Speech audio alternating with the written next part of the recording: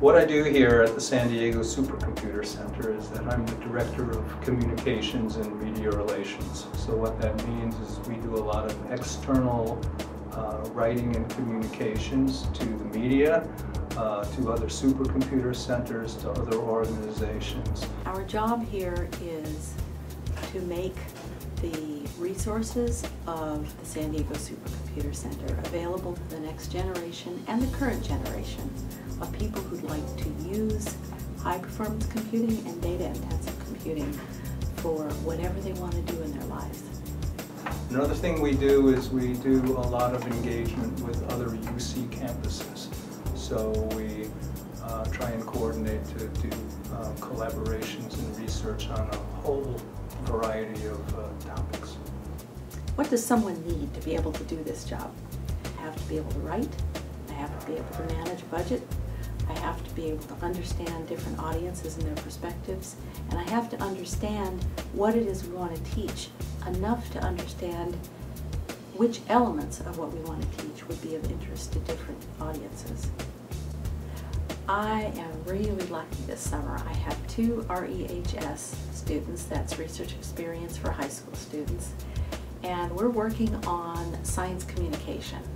So what that means is that they're going to be asked to first look at an existing story, take maybe 3 to 5 key messages of what that story is about, then write it, kind of condense it into a much shorter type of press release. Maybe a 1,500-word story becomes a 300-word story.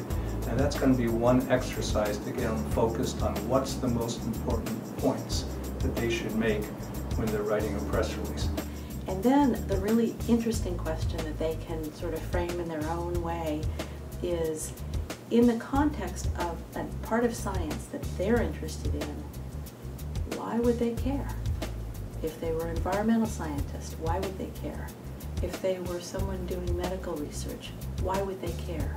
What's in common for them? Writing something really well is not just a skill that you use for science writing, it's a lifetime skill. How to communicate well, how to be able to express it on paper, how to be able to interview people and talk to people back and forth. That's a really necessary skill for everything you do in life, not just being a science writer or being a journalist. So we think it's a very important thing to learn. My mentors are Diane, Baxter, and Zverina.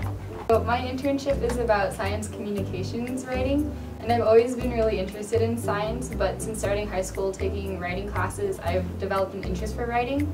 So I was really excited when I found an internship that incorporated both things and I could really learn about both of them. I really like writing, and it's just, hard science just seems way too boring for me.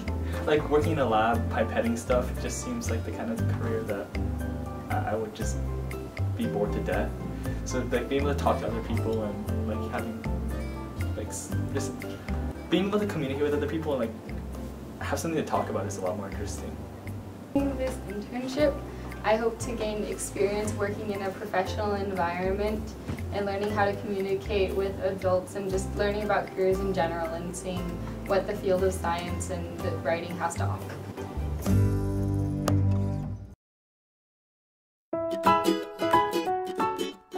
I'm a software engineer at Illumina, which is a company that produces genomic sequencing equipment.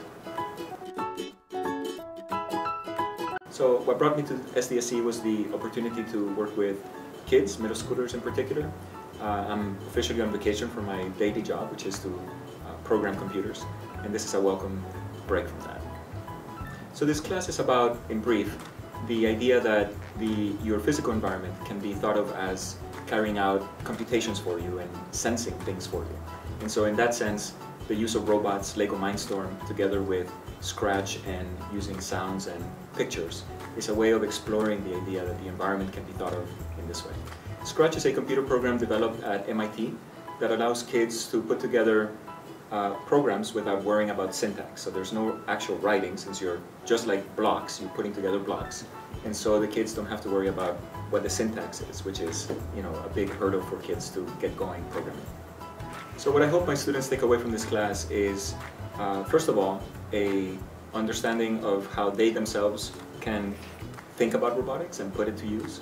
I also hope that they learned a little bit about computer programming, and I also hope that in taking advantage of multimedia, sounds and images in particular, that in their minds robotics is not confined solely to like moving and bleeping little machines, but that it can be wider than that.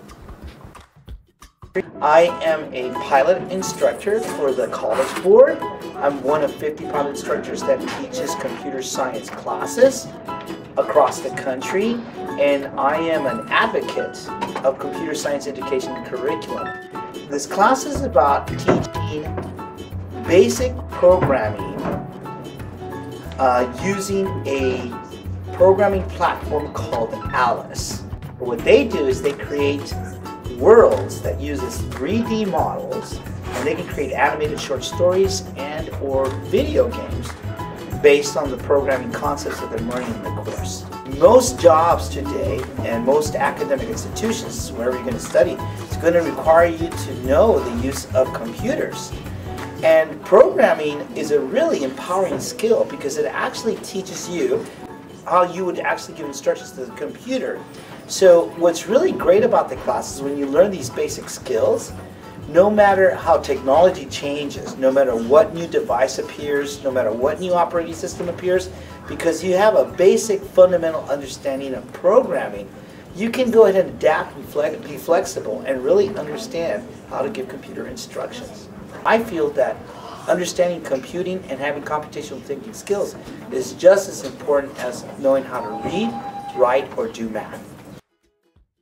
My name is Dr. Sébastien Cormier. I'm a visiting assistant professor at University of San Diego. I taught 2 classes here this summer. The first one is an astronomy course. It's a lot of fun.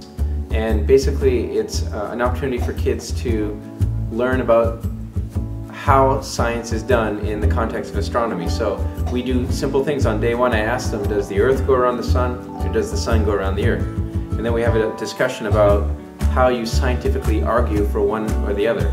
All the kids said, right off the bat, the Earth goes around the Sun, but sort of giving good scientific evidence to support that is a more nuanced thing.